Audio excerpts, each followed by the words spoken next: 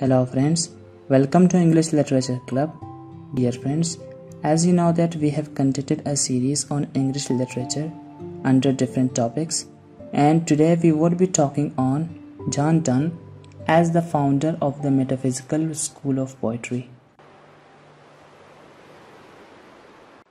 Well, beginning with a brief introduction. John Donne is the leader and founder of the Metaphysical School of Poetry. In metaphysical poetry, if someone's name is alive even today, then it is of John Donne. John Donne was born on 1572 and he died on 1631. Everyone knows that John Donne is a metaphysical poet because every element of metaphysical poetry exists in his poems. Every critic appreciated the contribution of John Donne in metaphysical poetry. Later on, Dr. Johnson called Donne and his followers the metaphysical poets, and he is considered the father of metaphysical school of poetry. He was the one who created new kind of poetry in those days when everyone was following the tradition.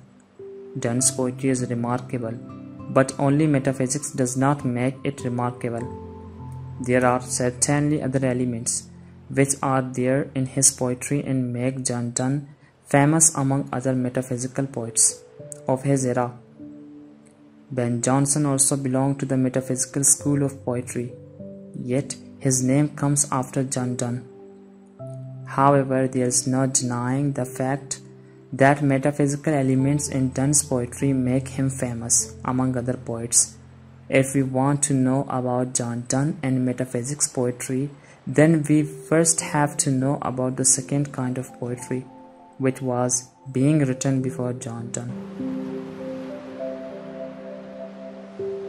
What is actually metaphysical poetry? It is also in our knowledge that meta means beyond and physics means physical nature. In simple words, metaphysical poetry is that in which a poet remains away from the description of physical intimacy. We hardly see any poem by John Donne in which he talks about the physical beauty of any woman. In his love poems, he demonstrates his feelings and emotion by using precise and exact words. Yet, he has never praised any woman's physical beauty. Moreover, this kind of poetry is away from imagination. Like John Keats, he does not create a word of his own in his mind. Instead, he puts reality in front of his readers. Nevertheless, his metaphors are complex in nature. Furthermore, there are some elements of metaphysical poetry which are frequent in every poem of Donne. Following are some attributes which make John Donne a good metaphysical poet. His poetry is free from artificiality. His poetry contains conceits and hyperboles. He is intellectual. He always remains away from female physique. His poetry is about emotions and psychological experiences. Now differentiate between traditional poetry and metaphysical poetry. Well, we have learned that before Donne, everyone was following the convention. The question here arises that what was that convention and tradition? Well, the answer is every poet was copying poetry instead of presenting new ideas through imitation. There were three traditions which were being followed: Spenserian, Arcadian, and Petrarchian. John Donne and Ben Jonson were against those traditions. Conventional poetry lacked emotions, therefore it was artificial. So there was no originality in it. John Donne, on the other hand, presented his own emotions. Every poem by John Donne reveals his autobiography, yet it is universal in nature. Human emotions and feelings have not been changed so far. Therefore, everyone felt that Donne is talking about him. Readers were greatly impressed by his work. Metaphysical poetry starts from John Donne, and therefore he is the best metaphysical poet. Now, John Donne as metaphysical poet. John Donne indeed is a metaphysical poet, but many critics doubt it. It is because Donne's poetry is limited to emotions, whereas In conventional terms, metaphysical poems are long, and poetry of metaphysics is about the philosophical system of the universe. Donne's poetry is personal in nature. There is no philosophy in it. If it has any philosophy, then it is only of love. On the other hand, many critics defended John Donne. For instance, Grierson points out, Donne is metaphysical not only by virtue of his scholasticism, but by his deep reflective interest in the experiences of which his poetry is the expression, the new psychological curiosity with which he writes of love and religion. In his eyes, John Donne has created new kind of metaphysical poetry, which was psychological curiosity, and it is based on personal experiences. Thereby, he considers John Donne a metaphysical poet.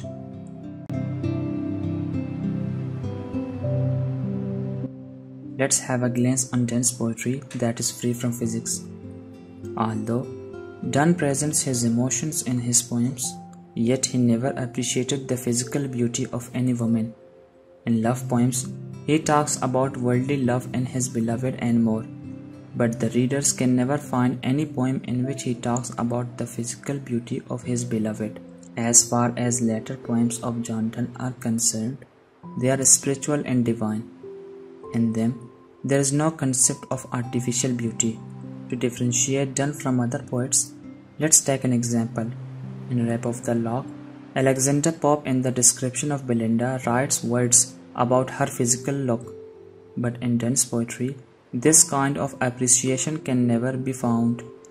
Thus, John Donne keeps himself away from the appraisal of artificial beauty of women.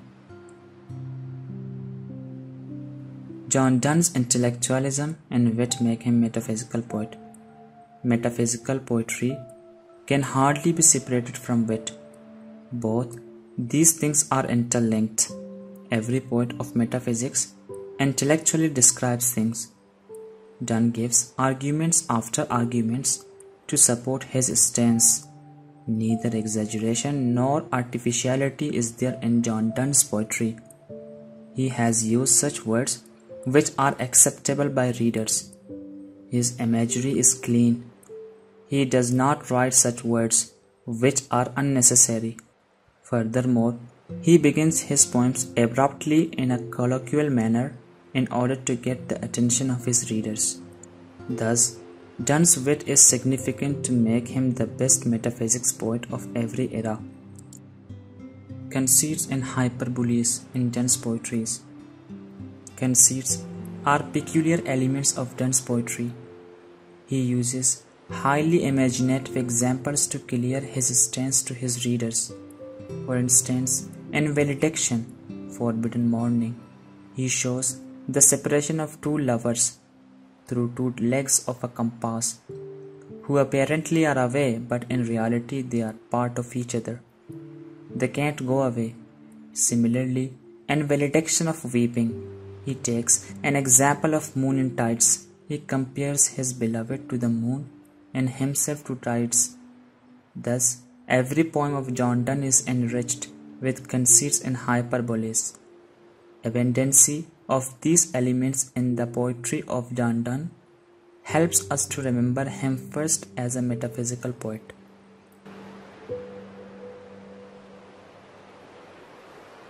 To conclude, John Donne without any doubt is a metaphysical poet. Nevertheless, his poetry is different from other metaphysical poets of his era. He uses conceits. His remarks are witty. There is no artificiality in his poems. His demonstration is fresh and original. In fact, he only presents his emotions and personal experiences of his life.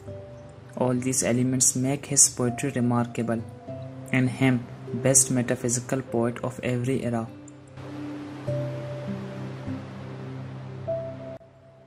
As a poet of love, too, Donne is a metaphysical poet. For him, love is not physical, but spiritual. Thus, it can be said that Donne plunged deep in metaphysical pursuits. His selection of subject matter, his treatment, his diction and style prove him to be a true and a great metaphysical poet.